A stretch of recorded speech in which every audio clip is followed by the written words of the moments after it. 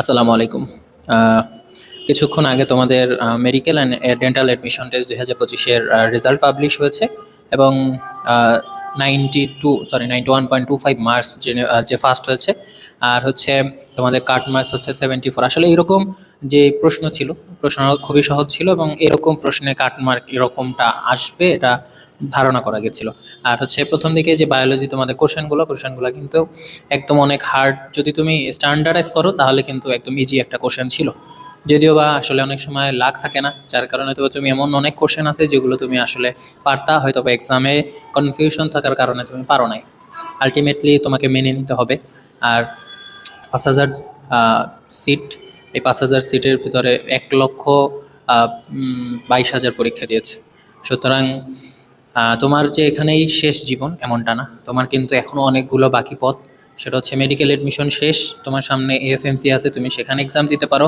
আর হচ্ছে আমি নিজ থেকে বলবো ইমোশনালি কোনো ডিসিশন না নিয়ে তোমার উচিত সবগুলো পরীক্ষাতে অ্যাটেন্ড করা। এখন আসলে পিছনে তাকানোর কোনো সুযোগ নেই, এখন সবগুলো এক্সামে তুমি অ্যাটেন্ড করো। অ্যাটেন্ড করে অ্যাটলিস্ট কোনো একটা কনফার্ম করার ট্রাই করো। আর হচ্ছে যদি যারা হচ্ছে সেকেন্ড টাইমার, তাদের তো যদি মেডিকেলে না হয় তাদের তো আসলে আর কোনো সুযোগ নেই এই সে ভার্সিটি অ্যাডমিশন দেওয়া ছাড়া। আর ফার্স্ট টাইমারের ক্ষেত্রে অনেকে ইমোশনালি হচ্ছে ডিসিশন নেবে যে আমি কোনো পরীক্ষা দিব না, আমি সেকেন্ড টাইমের জন্য আর কি প্রস্তুতি নেব। তো আমার কাছে মনে হয় তুমি ইমোশনালি এই ধরনের সিদ্ধান্ত না নেওয়াটাই বেটার। তোমার উচিত এখন সামনের দিকে যে এডমিশন টেস্টগুলো আছে, ভার্সিটি এডমিশন টেস্ট, এএফএমসি, এই এডমিশন টেস্টগুলো তুমি ভালো করে দাও এবং এটা তোমার জন্য অনেক ভালো হবে। এখন ভুল সিদ্ধান্ত না নেওয়াটাই অনেক উত্তম।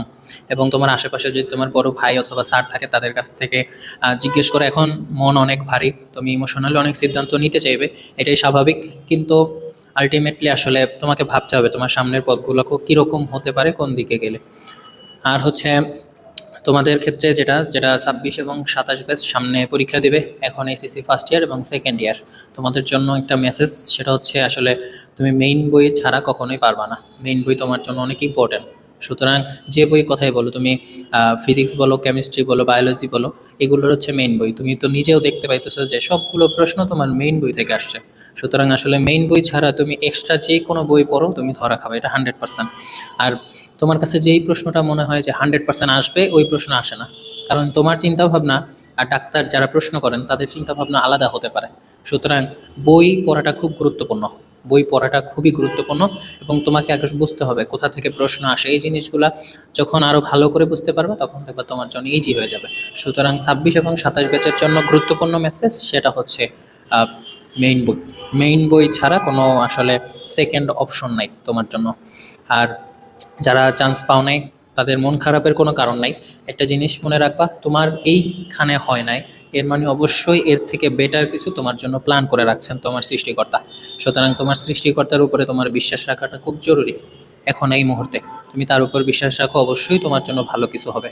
এবং সামনে এডমিশন টেস্ট যেগুলো আছে, ভার্সিটি এডমিশন টেস্ট, সাস্ট, এগুলোতে অবশ্যই আমার তোমাদের কাছে অনুরোধ, সবগুলোতে এডমিশন টেস্টে বসো এবং অ্যাটলিস্ট তোমার কোনো এক জায়গা কনফার্ম হোক, এরপরে তুমি ডিসিশন নিয়ে আসলে তুমি কি করবা। ঠিক আছে, কিন্তু এখন যদি তুমি কোনোগুলোতে না বসো, আলটিমেটলি তোমার আফসোস করতে হবে। সুতরাং অ্যাডমিশন টেস্টগুলো সবগুলোতেই অ্যাটেন্ড করা উচিত। এবং এখন পড়ো, একটু মন খারাপ থাকবে এটা জানি, আলটিমেটলি যদি একটু পড়ো তাহলে আশা করি বেটার কিছু তোমার জন্য ওয়েট করতেছে। ঠিক আছে, বেস্ট অফ লাক, টেনশনের কিছু নাই, যেটা হয় তোমার ভালোর জন্য হয়। আসসালামু আলাইকুম।